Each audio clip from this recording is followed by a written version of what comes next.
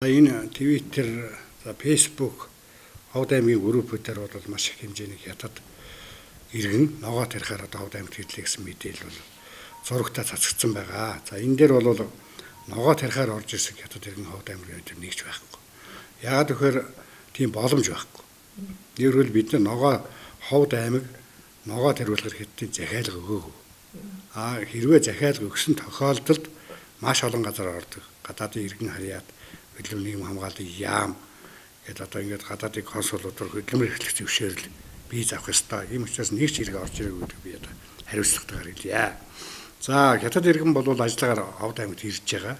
Энэ Монгол Улсын засгийн газрын 72 дугаар тогтоол гэж одоо 2018 оны 3 сарын 14-ний тогтоол байдаг. Энэ тогтоолоор Ховд аймагт Азийн хөгжлийн босоод иргэлийн авцам хөгжүүлэх төслийн хүрээнд тавьж байгаа 109 км зам байгаа. Энэ замдаар ажиллахаар хятад иргэн бол захиалж авсан. Манай бичгтийн хөтлөөс одоо хонгийн өөр хүртэл 53.9 км замдаар HKB компани ажиллаж байгаа. Энэ компани маань 200 хятад ажилтан оруулж ирэхээр бол зөвшөөрөл авсан байгаа. За энэ зөвшөөрлийг яаж авдгийг бэ гэхээр Монгол улсад одоо хэрэгжиж байгаа энэ томоохон бүтээн байгуулалтын ажилтнаар одоо ажиллах шаардлагатай байна. Мэргэжлийн ажилтан хэрэгтэй байна. Энэ замын одоо техник хэрэгслийг барьдаг. Замын мэргэжилтэй энэ ажилтан бол зайлшгүй шаардлагатай учраас хөдөлмөр нийгмийн хамгааллын яам захиалга өгч засгийн газрын тогтоолын хүрээнд манай хөдөлмөр халамж үйлчилгээний хэлтсээс одоо албан ёсоор хүсэл бичих тоод гаргуулж яамаар дамжуулж бол одоо консулын газрыг гадаадын иргэн харьяат өгч хөдөлмөрлөх ажиллах визийг олгож ингэж орж ирдэг юм аа. Өнөөдрийн байдлаар HKB компанидаар бол одоо 100 гаруй хятад ажилтан орж ирээд ажиллаж байна. Эднийх бол 200 ажилтан ажиллуулах бол засгийн газрын зөвшөөрөл авсан байгаа. За мөн энэ эдний ажилтнууд бол одоо замын үд бамтаар ирээд дамжиж орж ирж байгаа.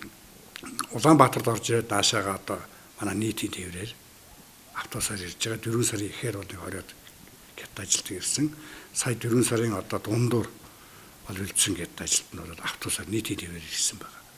Ингээд энэ бол одоо HKB дээр энэ гадаадын компаниудаар ажиллаж байгаа энэ ажилтан хятад иргэдийг бол манай гадаадын иргэн харьяат замын тагнуул цагдаагийн газрууд бол хяналтанд байдаг. Мөн одоо хонгон үрээс хашаатын чиглэлд 50 км авцам тавьж байгаа China Fashion гэдэг компани байгаа. За энэ компани хашаатаас цаашаа толбын чиглэлд дахиад 60 км авцам тавьдаг. Ингээд нийт 110 км авцамдаар 450 хятад ажилтан мэргэжилтийн ажиллуулахаар бол засгийн газраас зөвшөөрөл авсан. За өнөөдрийн байдлаар 80 гаруй хятад иргэн бол ирээд ажиллаж байна. За энэ China Fashion компанидаар ажиллаж байгаа хятадууд бол Шинжаан уграар булган бомтоор бол орж ирж байгаа. HKB бол замын үдээр орж ирж байгаа. Улаанбаатараас ашаа нийтийн тээврээр ирж байгаа. Ийм асуудлууд бол байгаа. За ер нь улсын их хурлаас тогтоосон тогтоол засгийн газрын тогтоолуудаар Монгол улсын гадаадын иргэн аль ч орнд ажиллаж болно. Тэгэхдээ нийт хүн амын 3%. Түүний дотор нэг улсын одоо иргэн бол үүднэл хятад улс гээд нийт хүн амын 1%-тэй тэнцэх хэмжээний бол ажиллах гэж авч одоо болно гэсэн ийм тогтоол номтой. Мөн энэ хүрээнд бол энэ томоохон төслүүд дээр бол одоо гадны иргэдийг ажиллуулахаар засгийн газар зөвшөөрөл олгосон байна. Манай аймагт бол одоо босоод ингэдэг авцаамдаар бол 2 компани ажиллаж байгаа. Энэ бол Азийн хөгжлийн банкны 40 жилийн хугацаатай төлөх зээлээр хийгдэж байгаа. Ийм ажил энэ ажилдаар бол мэргэжлийн хүмүүс шаардлагатай байгаа учраас энэ хятад ажилтны зөвшөөрлийг бол олгосон юм байлаа. Тэгээ манай одоо энэ ховдын группүүдээр Facebook-оор яваад байгаа ногоо тарихаар орж ирсэн гэдэг бол бас удаа ташаа мэдээлэл байна. Манай иргэд бас энийг зөвөр ойлгоорой. Ер нь бол Ховд аймгийн ховдчууд маань энэ 50 60 жил энэ өөрийнхөө үнсний ногоо тариалж иддэг. Өөртөө өөрийнхөө хэрэгцээг хангаад баруун аймагуудыг хэрэгцээг хангадаг.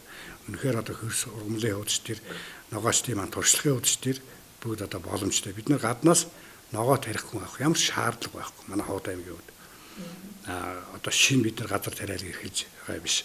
Шинэ төрлийн ногоо тарих гэж байгаа биш.